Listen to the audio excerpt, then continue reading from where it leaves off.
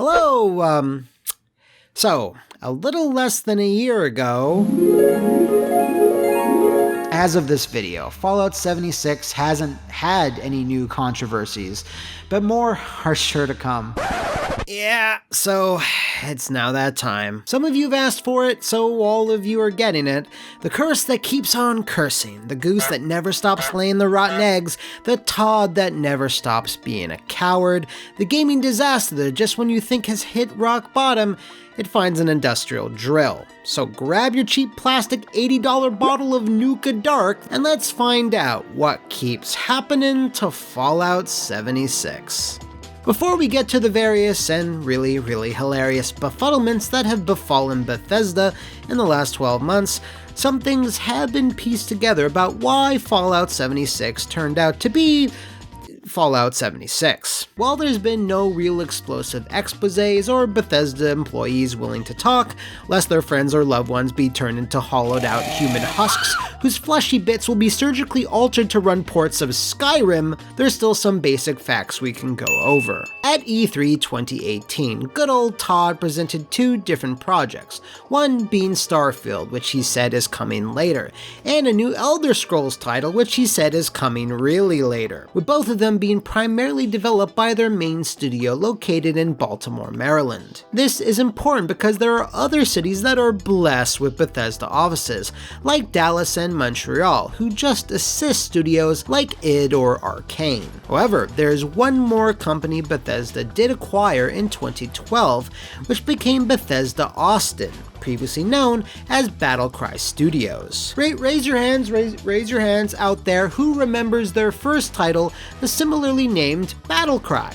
If your hand is gingerly raised, you are a liar, because Battlecry never came out. This is due to the fact that after Bethesda, or more accurately their parent company ZeniMax, bought Battlecry, that a number of their employees were fired, and their game, Battlecry, was cancelled in lieu of other projects. One of these other projects was doing support work for Doom 2016, but the main thing they were gearing up for was, you unfortunately guessed it, Fallout 76. Bethesda Austin was set up much like Montreal and Dallas were, a supplementary workforce to bolster the bigger studios. But with Starfield and Elder Scrolls so far away and with no other Fallouts in the pipeline, Austin was handed the code for 4 and told to make it a weird online MMORPG. Austin was handed the code for 4 and told to make it a weird online MMORPG, I can't say MMO. Austin was just handed the code for 4 and then told to make it a weird online MMORPG/survival thing in about 24 months. This explains a lot. Now, earlier this year at PAX East, Mr. Geese Howard opened up about Fallout 76, and when I say opened up, I mean he was about as tight-lipped and as vague as ever, but still, he cast a single narrow beam of light on the situation. We had a lot of difficulties during development, and sometimes those difficulties do show up on screen. You never want them to. We grew that studio, and we're 4 different studios now in North America, and this was a game that really took a ton of people across 4 different studios coming together to make it work. Well, that's because it wasn't coming together and it wasn't working. It's fair to say that with a very tight release date looming and the very incompatible nature of Bethesda's aging, embarrassing creation engine, Austin needed all the support it could get. Logically then, the Bethesda higher-ups felt that just throwing multiple different studios at the problem will fix everything. If lots of people are working on computer, then that will make good game come out good, right? Well, coordinating multiple studios to all work on the same codebase requires a lot of foresight, pre-planning, and organization to make it work smoothly, which is maybe not Bethesda's strong suit. This is not a form of development you can just launch into during the last year or so on a project and not expect massive roadblocks and problems. Todd at least addresses this. We knew we were going to have a lot of bumps. Fallout 76 was a difficult development. There's a lot of new systems and things like that. Anytime you're going to do something new, you know you're going to have your bumps, and you know that a lot of people might say, well, that's not the game we want from you, but we still want to be someone who's trying new things. It was a very difficult development to get that game to where it was. And considering where it wound up, that's fucked up. And that's about as much as we publicly know about 76's troubled life cycle. The source code for a game running on a shitty engine was handed to an inexperienced developer.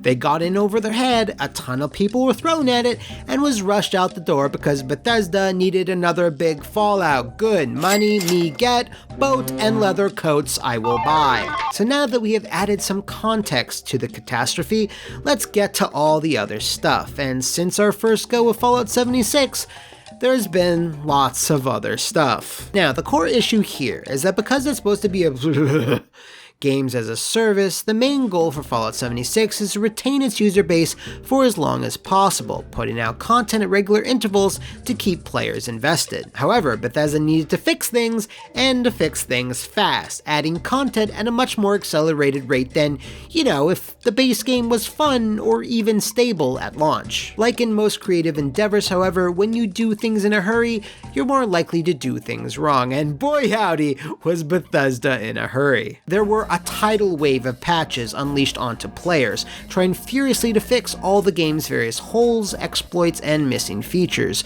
But it was the game's 11th patch that was considered especially egregious to anyone who dared download it. Now, some of that had to do with the power armor. Actually, a lot of it had to do with the power. Actually, all of it had to do with the power. Power armor would result in a weird, hard to pin down bug where if you happen to disengage from a suit of it, your head would suddenly not be there anymore.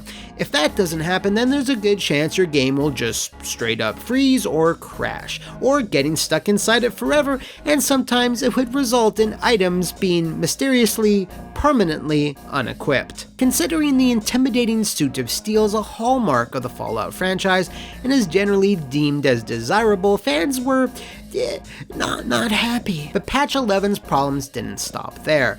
Players would report that farming legendary items from legendary creatures, even for hours, would result in no legendary items, which in a game like 76 is almost entirely the point of playing it. Fallout players then took to social media, as they do, to say things like, "What a fucking mess, way to completely destroy the game. You guys broke everything. Can we please have a test server before you roll out major changes to Fallout 76? Please. What a terrible patch. People are sick and tired of playing guinea pig for these recent updates." Bethesda made no immediate statement regarding the patch on its rollout until, much like always, they were finally spurred to do so a day or two later to quell the unceasing calls for their blood. In a statement given to Polygon, Bethesda explained, "We are investigating reported issues after the rollout of patch 11. A hotfix is planned to release later today to specifically address the issue of power armor, legendary drops, and fake legendary creatures,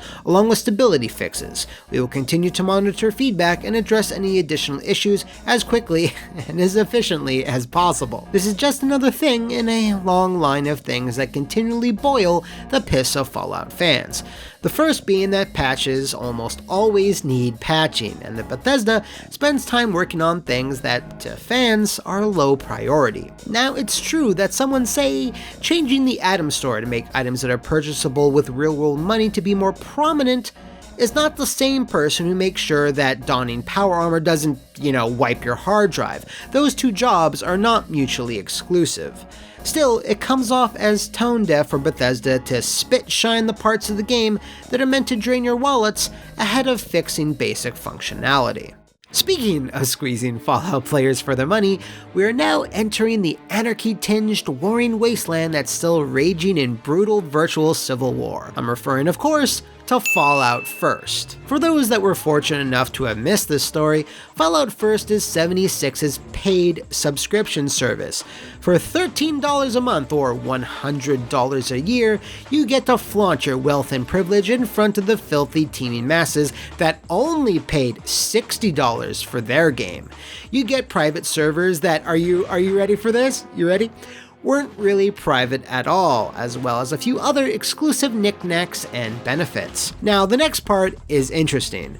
Because of, I guess, the general boredom a good chunk of the fanbase was experiencing, several groups decided to start harassing, insulting, and generally making online life difficult for the bourgeoisie class known as Fallout Firsters. This erupted into a conflict between the castes, with both sides harboring deep-seated ire for the other, which, while I'm sure was completely unintended by Bethesda designers, it is still a fascinating microcosm of human nature working within the boundaries of a lifeless virtual world. Man, I'm gonna tell my kids that this rift between players was the actual civil war. The main issue came, of course, from the fact that players unwilling or unable to part with another $100 felt that players who could would get certain unfair advantages, the most prominent being bottomless scrap boxes to store their various junk, which just so happens to be the basis for the game's crafting system. But don't feel too jealous, you slime-encrusted ratchet-ass degenerates,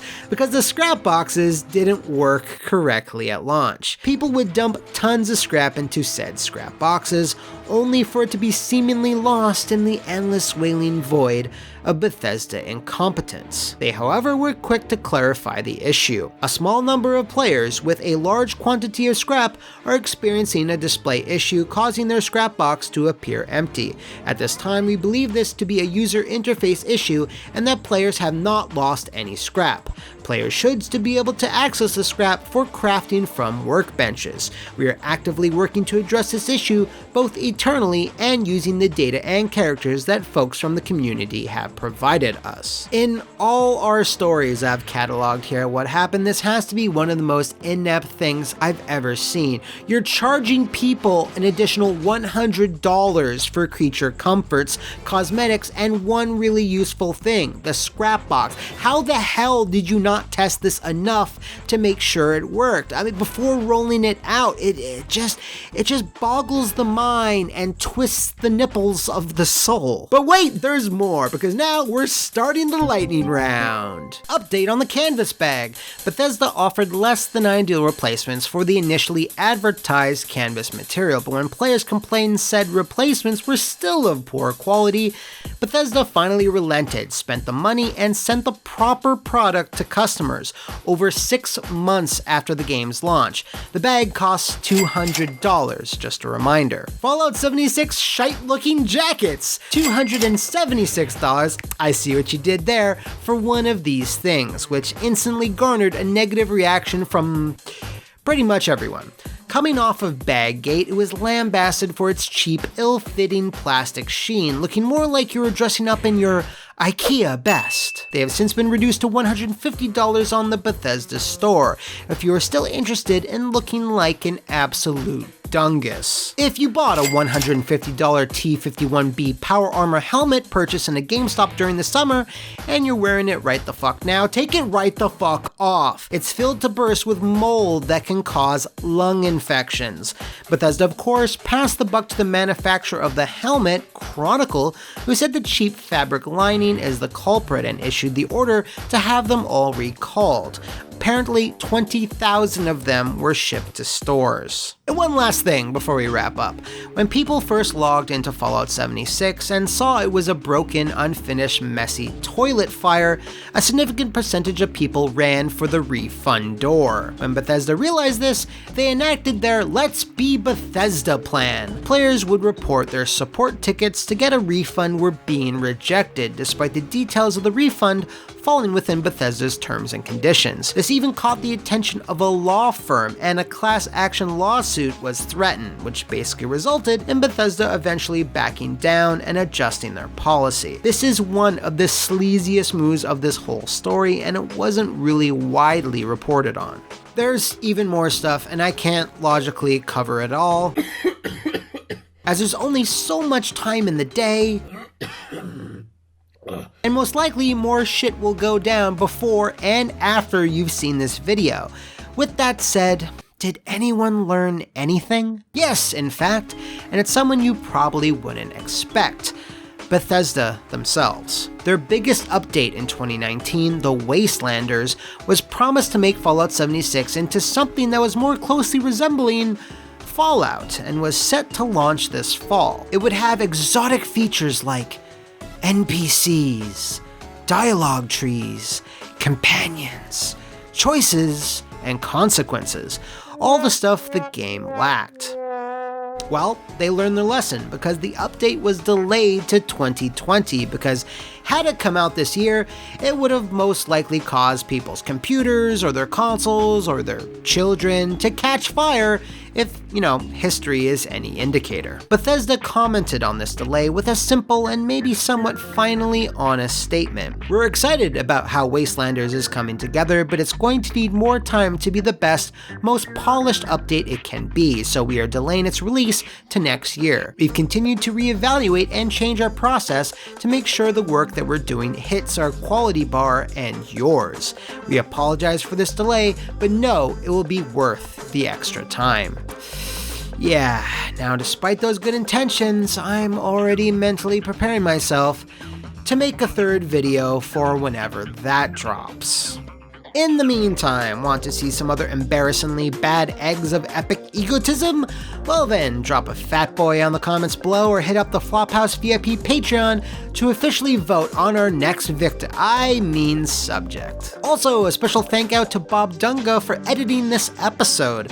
Make sure to check out her channel, link in the description below, for lots of funny video game videos that aren't depressing because they're not about Fallout 76. See you next time, smooth skins, and thanks for watching.